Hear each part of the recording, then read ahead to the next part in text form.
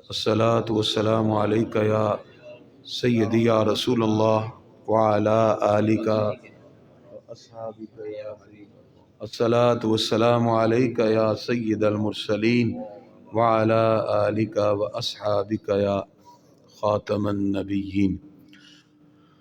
معزز و محترم سامعین کرام، اللہ تعالیٰ نے قرآن مجید فرقان حمید میں ارشاد فرمایا، یا ایھا الذین آمنوا اتقوا اللہ، اے ایمان والو اللہ سے ڈرو، وکونوا مع الصادقین، اور سچوں کے ساتھ ہو جاؤ۔ یہاں جو حکم فرمایا اتقوا اللہ، اللہ سے ڈرو، اللہ کا جو ڈر ہے اس میں محبت بھی شامل ہوتی ہے، رحمت بھی شامل ہوتی ہے۔ ڈر کئی طرح کا ہے۔ ایک انسان کو ڈر ہوتا ہے، جیسے کوئی اندھیرے سے ڈرتا ہے، کوئی مختلف چیز، سانپ سے ڈرتا ہے، لیکن اللہ تعالیٰ کا جو ڈر ہے، جو فرمایا اتقوا اللہ، اللہ سے ڈرو، یہ ایسا ڈر ہے جس میں محبت بھی شامل ہے، رحمت بھی شامل ہے۔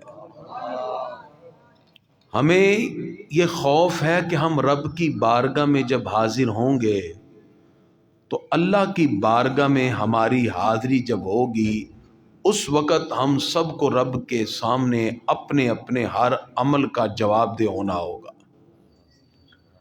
لیکن اس کے ساتھ ساتھ ہمیں امید بھی ہے کہ اللہ رب العزت اپنی رحمت سے ہمیں معاف بھی فرما دے گا۔ یہ جو ڈر اور امید کی درمیانی کیفیت ہے، اسے ہی ایمان کہتے ہیں۔ اس لیے اس آیت کے اول میں اللہ تعالیٰ نے ارشاد فرمایا اتقوا اللہ، اللہ سے ڈرو، وَكُونُوا مَعَ الصَّادِقِينَ، اور سچوں کے ساتھ ہو جاؤ۔ گرامی قدر حضرات، یہ مہینہ رجب المرجب کا ہے اور ہم اس کی ماہانہ ختم 11ویں شریف کی محفل میں ہیں، اور اس کی ایک نسبت تو حضرت غوث سمدانی، قطب ربانی، شہباز لامکانی، پیر پیراں، میر میراں، شہنشاہ بغداد حضرت غوث الورا کے ساتھ ہے۔ اور اس مہینے کی 6 تاریخ کو اس بر صغیر کی وہ ہستی جن کو سلطان الہند کہتے ہیں، نائب رسول کہتے ہیں، عطائے رسول کہتے ہیں، وہ ہستی جن کا نام خواجہ غریب نواز ہے، ہم جتنے یہاں مسلمان بیٹھے ہیں، ہمارے بڑوں نے ان کے ہی ہاتھ پر اسلام قبول کیا، کلمہ پڑھا اور اسلام کے دائرے میں داخل ہوئے۔ نعرہ تکبیر، نعرہ رسالت، نعرہ تحقیق، نعرہ غوثیہ، فیضان اولیاء، فیضان غریب نواز، فیضان غریب نواز، چشت اہل بہشت۔ گرامی کے حضرات، خواجہ خواجگاں خواجہ سید معین الدین حسن چشتی اجمیری رحمۃ اللہ تعالی علیہ، ان کی نسبت سے دنیا بھر کے مسلمان اس ماہ میں آپ کا خصوصی ذکر کرتے ہیں، تو ہم نے بھی اپنی اس مسجد میں آج اس ہستی کا ذکر رکھا ہے جنہوں نے 90 لاکھ ہندوؤں کو کلمہ پڑھا کے مسلمان کر دیا، جن کے روحانی فیوز و برکات اس بر صغیر میں اس طرح پھیلے کہ حضرت خواجہ قطب الدین بختیار کاکی رحمت اللہ تعالی علیہ ہوں، حضرت بابا فرید الدین مسعود گنج شکر رحمت اللہ علیہ ہوں، خواجہ نظام الدین اولیاء ہوں، جہاں بھی بہار نظر آتی ہے ہمیں خواجہ صاحب کی ہی نظر آتی ہے۔ تو یہ جو میں نے آیت کریمہ پڑھی، اس میں اللہ تعالیٰ نے آغاز میں فرمایا یا ایھا الذین آمنوا اتقوا اللہ، اے ایمان والو اللہ سے ڈرو۔ ہر بندے کو یہ فکر دامن گیر ہونی چاہیے کہ اس نے اللہ کی بارگاہ میں حاضر ہونا ہے۔ حضرت خواجہ خواجگاں خواجہ معین الدین چشتی اجمیری رحمت اللہ علیہ کا ارشاد، جس کا مفہوم یہ ہے کہ روز قیامت انسان کو مختلف مقامات پہ کھڑا کر کے متعدد سوالات کیے جائیں گے. یعنی اللہ سے جو ڈر ہے، جو اللہ کی بارگاہ میں جواب دہ ہونا ہے ہم نے اپنے اعمال کا، اس بارے میں فرمایا متعدد مقام پہ کھڑے ہو کے اللہ رب العزت کی بارگاہ میں سوالات کے جواب دینے ہوں گے. پہلا مقام ایمانیات کا ہوگا. خواجہ صاحب فرماتے ہیں اگر بندہ ایمان، اس کی شرائط و صفات، اللہ کی معرفت کے بارے میں صحیح جواب دے دے تو خوب ہے، اور اگر اس کی ذمہ داری پوری نہ کر سکا تو جہنم کی طرف بھیج دیا جائے گا. اس سے پتہ چلا ہمیں اپنے عقائد کے بارے میں، ایمانیات کے بارے میں علم ہونا چاہیے. توحید کیا ہے، رسالت کیا ہے، ملائکہ کے بارے میں ہمارا تصور کیا ہے، آسمانی کتابیں اور آخرت کے بارے میں ہمارا عقیدہ کیا ہے.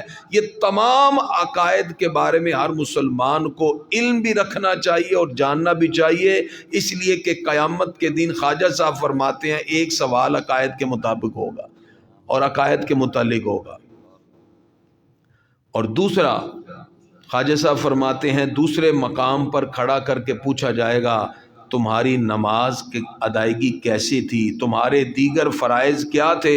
اگر وہ اس میں کامیاب ہو گیا تو اچھا ہے، وگرنہ پھر اسے جہنم کی طرف بھیج دیا جائے گا. دوسرا مقام نماز اور دیگر عبادات کے بارے میں. اور فرمایا تیسرے مقام پہ کھڑا کر کے رسول اللہ صلی اللہ علیہ وسلم کی سنتوں کے بارے میں پوچھا جائے گا.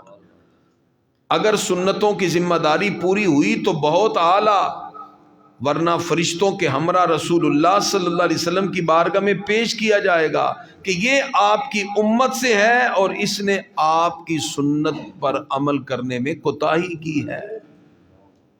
حضرت خواجہ صاحب یہ بات کہنے کے بعد رو پڑے. حضرت خواجہ خواجگاں خواجہ معین الدین چشتی اجمیری رحمۃ اللہ تعالی علیہ کی گفتگو کا یہ جملہ سنیے.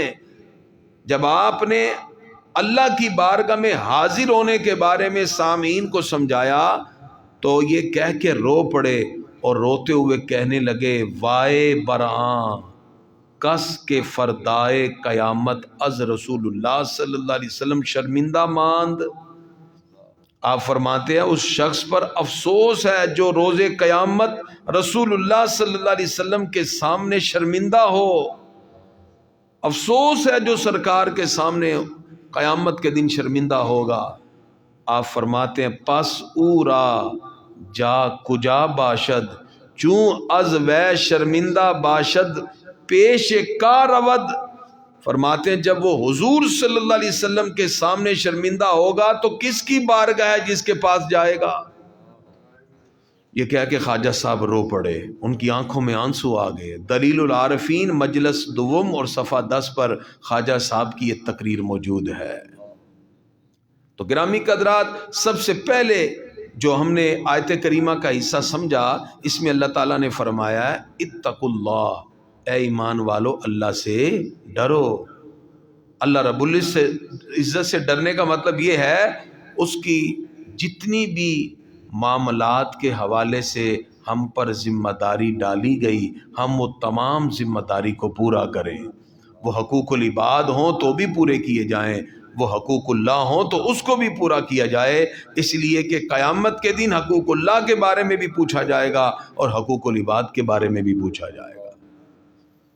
اور اس کے بعد اللہ تعالیٰ فرماتا ہے وَكُونُوا مَعَ الصَّادِقِينَ، اور سچوں کے ساتھ داخل ہو جاؤ، سچوں کے ساتھ شامل ہو جاؤ، سچوں کے ساتھ ہو جاؤ.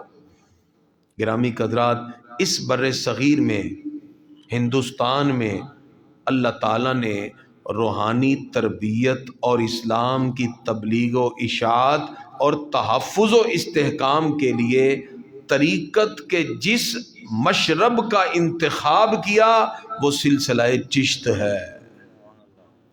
اس لیے آپ اس بر صغیر میں چشت کی بہاریں دیکھیں گے.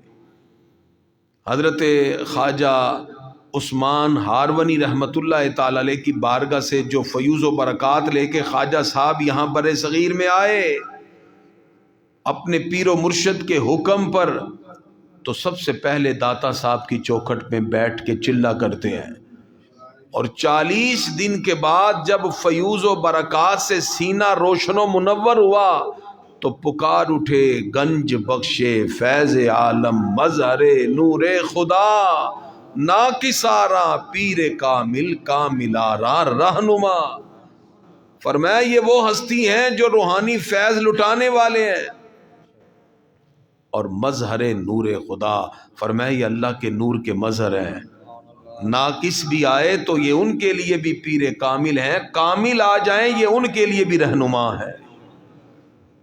یہ خواجہ صاحب نے بالفعل بدی فرمایا۔ حضرت خواجہ غریب نواز حضرت معین الدین چشتی رحمۃ اللہ تعالی علیہ ہندوستان میں اسلامی حکومت کی بنیاد اس بنیاد پر رکھتے ہیں کہ خود حضور صلی اللہ علیہ وسلم نے آپ کی یہ ڈیوٹی لگائی۔ جب مدینہ شریف گئے تو سرکار نے فرمایا جاؤ اہل ہند کفر و شرک میں ہے، حضور صلی اللہ علیہ وسلم کے حکم پر آئے، اس لیے آپ کو نائب رسول کہتے ہیں، آپ کو عطائے رسول کہتے ہیں۔ سلسلہ چشتیہ کے جو بانی حضرت ابو اسحاق شامی رحمت اللہ علیہ ہیں، سب سے پہلے لفظ چشتی انہوں نے استعمال کیا، اور پھر اس کے بعد یہ جو سلسلہ ہے یہ چلتے چلتے حضرت مولا المسلمین شیر خدا حضرت علی المرتضی کرم اللہ وجہ الکریم تک پہنچ جاتا ہے۔ حضور صلی اللہ علیہ وسلم نے جو غار حرا میں بیٹھ کر 4 وظائف پڑھے تھے، ان میں سے ایک خاص وظیفہ ابو بکر صدیق کو دیا، باقی تینوں وظائف مولا علی کو عطا فرمائے، جو کتابوں سے نہیں ملتے، یہ سینہ بسینہ چلتے چلتے آج بھی چشتی سلسلہ کے اندر موجود ہیں، اور ان سے روحانی بلندی انسان کی ہوتی ہے۔ طریقت کیا ہے؟ گرامی قدرات، ہم یہ جو نماز پڑھ رہے ہیں، یہ ظاہری اعمال کرتے ہیں، یہ شریعت ہے، یہ ایک کشتی کی طرح ہے۔ جب اس شریعت کے مسائل کو سیکھنے کے بعد انسان اس راہ سلوک پر کسی سالک کی رہنمائی سے باہر طریقت میں جب قدم رکھتا ہے، پھر اس کے دل کے وہ سارے معاملات جو غفلت کی وجہ سے پردے ہیں وہ ہٹتے ہیں، اللہ اس کی عقل اور اس کے دل کی آنکھوں کو کھول دیتا ہے۔ جب اس کے لطائف باطنی کھلتے ہیں، یہ جو نفس امارہ ہے جس کو اللہ فرماتا ہے ان النفس لامارۃ بالسوء، انسان کو نفس امارہ گناہ کا حکم دیتا ہے، یہ نفس امارہ سے جب انسان اللہ رب العزت کی اطاعت کی طرف بڑھتا ہے تو یہ جو نفس جو حکم دیتا ہے گناہ کا، اسے نفس امارہ سے اگلا درجہ اللہ تعالیٰ نفس لوامہ کا عطا فرما دیتا ہے، جو اس کو گناہ پہ ملامت کرتا ہے۔ پھر نفس ملہمہ کی طرف وہ بڑھتا ہے، اس میں خیر کے جذبات بڑھ جاتے ہیں، نفس امارہ سے نفس لوامہ کی طرف، لوامہ سے پھر ملہمہ کی طرف، پھر نفس ملہمہ سے جب انسان اللہ کی عبادت کے ذوق میں ڈوبتا ہے، اللہ تعالیٰ اسے نفس مطمئنہ عطا فرماتا ہے، جو نفس راضیہ اور مردیہ کی ان کیفیات سے جڑ کر اس مقام پہ فائز ہوتا ہے کہ اللہ رب العزت کی رضا پھر اس بندے کے پیش نظر ہو جاتی ہے۔ گرامی قدرات، جب یہ روحانی کیفیات سے ایک شخص متکیف ہوتا ہے، پھر اس کی نظر میں، اس کے کلام میں، اس کے افعال میں وہ قوت پیدا ہو جاتی ہے کہ اللہ تعالیٰ فرماتا ہے فَإِذَا أَحْبَبْتُهُ فَكُنْتُ سَمْعَهُ الَّذِي يَسْمَعُ بِهِ وَبَصَرَهُ الَّذِي يُبْصِرُ بِهِ وَيَدَهُ الَّتِي يَبْطِشُ بِهَا وَرِجْلَهُ الَّتِي يَمْشِي بِهَا، فرمایا پھر ہاتھ اس میرے پیارے بندے کے ہوتے ہیں، مدد رب قدوس کی آ جاتی ہے، پھر ولایت کا وہ مقام نصیب ہوتا ہے، پھر اللہ تعالیٰ کی طرف سے وہ باطنی کشف انسان کو نصیب ہوتا ہے کہ اس کی روح کا مقام بلند سے بلند ہو جاتا ہے، پھر وہ اس عالم ناسوت سے آزاد ہو کر اس عالم لاہوت کی طرف پرواز کرتا ہے۔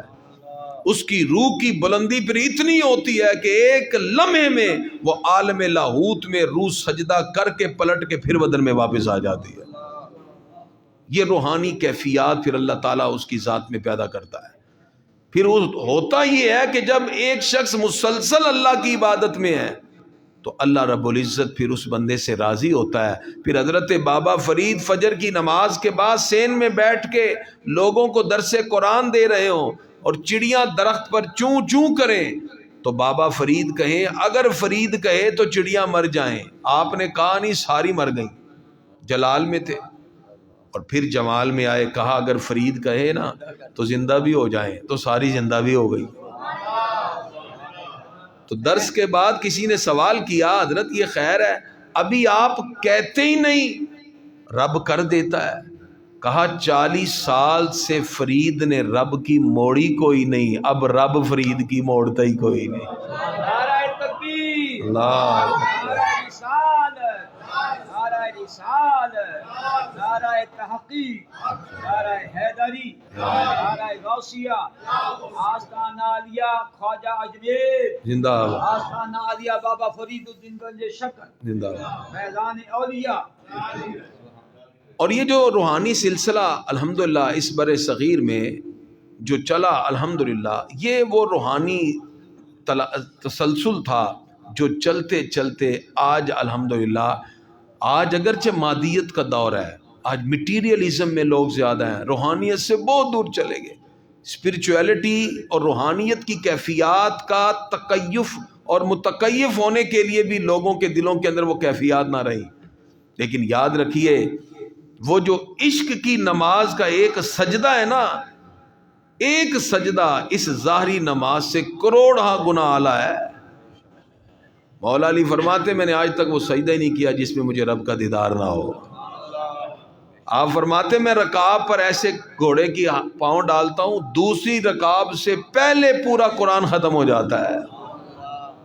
یہ حضرت مولا المسلمین شیر خدا حیدر کرار علی المرتضیٰ کرم اللہ وجہہ الکریم کی شان ہے۔ مجھے کسی نے کہا یہ کیسے ممکن ہے، زبان سے اتنی تیز کیسے پڑھیں گے؟ قرآن تو کہتا ہے وَرَتِّلِ الْقُرْآنَ تَرْتِیلًا۔ میں نے کہا تو قرآن کو زبان کی تلاوت سے دیکھتا ہے، مولا علی اس مقام پہ فائز ہیں، ان کا ایک ایک بال رب کے قرآن کی تلاوت کر رہا تھا، ایک ایک جسم کا عضو تلاوت کرتا ہے، وہ ایک ایسے پاؤں ڈالتے ہیں اگلی رکعت سے پہلے جسم کا ایک ایک ذرہ جب قرآن پڑھتا ہے تو اگلی رکعت سے پہلے پورا قرآن ختم ہو جاتا ہے۔ یہ مقام ہے ان کا۔ تو گرامی قدرات، ولایت کا جو منصب ہے نا یہ بڑا اعلیٰ ہے، اس کی جب چھوٹی سی ایک جھلک مل گئی نا تو انسان کی بھی ساری آنکھیں کھل جاتی، وہ کہتا ہے یہ میں کیا زندگی گزارتا رہا۔ اور خاص طور پہ ہم چونکہ آج ذکر ان کا کر رہے ہیں، میرے والد گرامی سیال شریف سے چونکہ وابستہ ہے، یہ بھی سلسلہ چشتیہ ہے، اور پھر یہ سلسلہ حضرت خواجہ سلیمان تونسوی رحمۃ اللہ علیہ پیر پٹھان سے ملتا ہے۔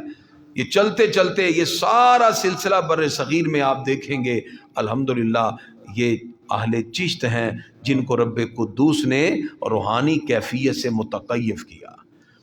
گرامی قدرات، حضرت خواجہ معین الدین چشتی اجمیری سنجری رحمۃ اللہ تعالی علیہ، جن کو خواجہ معین الدین چشتی سجزی رحمۃ اللہ علیہ بھی کہتے ہیں، بعض کہتے ہیں کہ وہ سجز ایک علاقہ تھا جس سے نسبت آپ کی سجزی ہے، جس کو بعد میں سنجری بھی پڑھا۔ آپ نجیب الطرفین سید ہیں، آپ کے والد حسینی سید ہیں، والدہ حسنی سیدہ ہیں، نجیب الطرفین سید ہیں۔ آپ کے والد گرامی کا وصال ہو گیا جب آپ 15 سال کے تھے، باغ آپ کو ملا وراثت میں، آپ اس کی حفاظت کر رہے ہیں کہ ایک مجذوب آ گئے ابراہیم قندوزی رحمۃ اللہ علیہ، تو انہوں نے وہ انگوروں کا گچھا پیش کیا، بڑے خوش ہوئے، انہوں نے ایک تبرک نکال کے عطا فرمایا، جیسے ہی خواجہ صاحب اس کو کھاتے ہیں تو دل سارا ہی منور ہو جاتا ہے۔ صاحب نظر ڈھونڈنے سے ملتے ہیں، اور ملتے ہیں، آج بھی زمین بھری ہے لیکن اس کے لیے خود نظر بھی چاہیے۔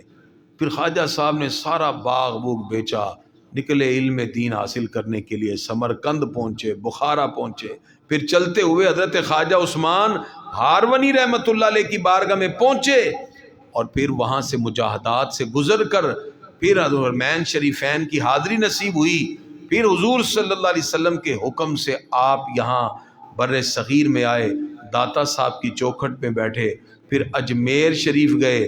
پرتھوی راج اس وقت ہر طرف عام تھا، حضرت خواجہ صاحب نے اس وقت کا جو راجہ تھا اس کے سامنے کھڑے ہو کر حق کی صداؤں کو بلند کیا، ان جوگیوں کے سارے شعبدے ختم کر کے رسول اللہ صلی اللہ علیہ وسلم کے دین کے پرچم کو بلند فرما دیا۔ بس یہی وجہ کہ ہر طرف پھر خواجہ صاحب کا نام گونجا۔ پھر خواجہ بختیار قطب الدین بختیار کاکی رحمۃ اللہ تعالی علیہ، وہ خود ان کی بارگاہ میں حاضر ہوئے اور بڑے بڑے مشائخ ان کی بارگاہ میں حاضر ہوتے رہے۔ حضرت خواجہ صاحب کو ان کے پیر و مرشد نے علوم و فنون کے بعد جب باطنی طور پر قطبیت کے مقام پر فائز کیا تو سورہ فاتحہ کے ساتھ گزارا، سورہ اخلاص کے وظائف کروائے، اور پھر اس مقام پر پہنچا دیا کہ آپ فرماتے ہیں جب میری یہ مجاہدانہ کوشش پوری ہوئی تو میں نے سر اٹھایا تو عرش عظیم نظر آ رہا تھا، سر جھکایا تو تحت الثری تک دکھائی دے رہا تھا۔ یہ ساری برکتیں پھر حضرت خواجہ صاحب کو نصیب ہوئی۔ گرامی قدرات، حضرت خواجہ معین الدین چشتی اجمیری سنجری رحمۃ اللہ تعالی علیہ، اس عظیم ہستی کا نام ہے۔ آج ہم جتنے بھی مسلمان اس بر صغیر میں بالخصوص ہندوستان میں ہیں، وہ حضرت خواجہ اجمیری رحمۃ اللہ تعالی علیہ ان کے پھیلائے ہوئے اس روحانی فیض کی برکت سے ہیں، اور الحمدللہ یہ آج بھی ان کا سلسلہ جاری و ساری ہے۔ عطائے رسول حضرت خواجہ معین الدین چشتی اجمیری تبلیغ اسلام اور دعوت حق کے لیے ہندوستان کی سرزمین پر تقریباً 25 سال تک یہ کوششیں کرتے رہے، اور کفر و شرک کو مٹایا، بت پرستی عام تھی اس کو ختم کیا، اور پھر اللہ رب العزت نے یہ کرم کیا کہ حضور صلی اللہ تعالی علیہ وسلم کے نظر کرم سے 90 لاکھ ہندو مسلمان کر دیے۔ گرامی قدرات، 6 رجب المرجب کو حضرت خواجہ صاحب پیر کی رات عشاء کی نماز کے بعد اپنے حجرے میں تشریف لے گئے، اور وہیں ساری رات آپ وجد کی حالت میں تھے، ذکر و اذکار۔ صبح صادق کے قریب آواز بند ہو گئی، جب جا کے دیکھا تو آپ اپنے مالک حقیقی سے مل چکے تھے۔ 6 رجب المرجب کو آپ کا وصال مبارک ہے۔ اس لحاظ سے دنیا بھر کے مسلمان حضرت خواجہ صاحب سے اپنی محبت کا اظہار کرتے ہوئے جناب حضرت خواجہ معین الدین چشتی اجمیری سنجری رحمۃ اللہ تعالی علیہ ان کا ذکر خیر کرتے ہیں، اور ہم بھی دعا کرتے ہیں کہ آج ہم نے اس مختصر سے وقت میں خواجہ صاحب کا جو ذکر پاک کیا ہے، اللہ تعالیٰ اس ذکر پاک کے صدقے ہم سب کی خطاؤں کو معاف فرمائے۔ ان اولیاء کرام سے ہمیں محبت کرنے، محبتوں کا اظہار کرنے، اور ان اولیاء کرام کے نقش قدم پر چلنے کی اللہ توفیق دے، اس لیے کہ یہ پاک ہستیاں ہیں جن کا روحانی فیض وصال کے بعد بھی جاری و ساری ہے۔ ذہن میں رکھیے، اولیاء کرام کا وصال ہوتا ہے، رب ان سے ولایت چھینتا نہیں ہے، لیکن یہ روحانی فیض اس وقت ملے گا جب آپ اس عقیدت کے ساتھ اس بارگاہ میں حاضر ہوں گے۔ علامہ اقبال بورڈ والے چوک سے پیدل صبح فجر کی نماز پڑھنے داتا صاحب جاتے ہیں۔ علامہ اقبال کہتے ہیں میرے کلام میں بھی جو روحانی برکت ہے وہ بھی داتا صاحب کے لنگر کی برکت ہے۔ اقبال کہتے ہیں سید حجویر مخدوم امم، مرکد او پیر سنجر را حرم، خاک پنجا بز دمے او زندہ گشت، صبح ماں از مہر او تا بندہ گشت۔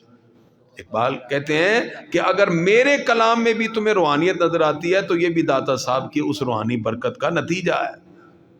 اس لیے اولیاء کرام کے ساتھ اپنی وابستگیاں قائم رکھیں۔ وصال کے بعد جس عقیدت کے ساتھ آپ جائیں گے، اسی عقیدت کے ساتھ اللہ والوں سے آپ کی پھر ملاقات بھی ہوتی ہے، لیکن اس کے لیے ظاہری بات ہے ہمیں اپنے باطن کو اتنا ہی ستھرا اور پاک کر کے جانا ہوتا ہے۔ اس لیے اولیاء کرام کا جو سب سے بنیادی سبق ہے وہ ہے نماز کی پابندی۔ اس لیے نماز کو ہر حالت میں، نماز اصل میں پتہ کیا ہے؟ اصل میں یہ نماز رب سے ملاقات ہے۔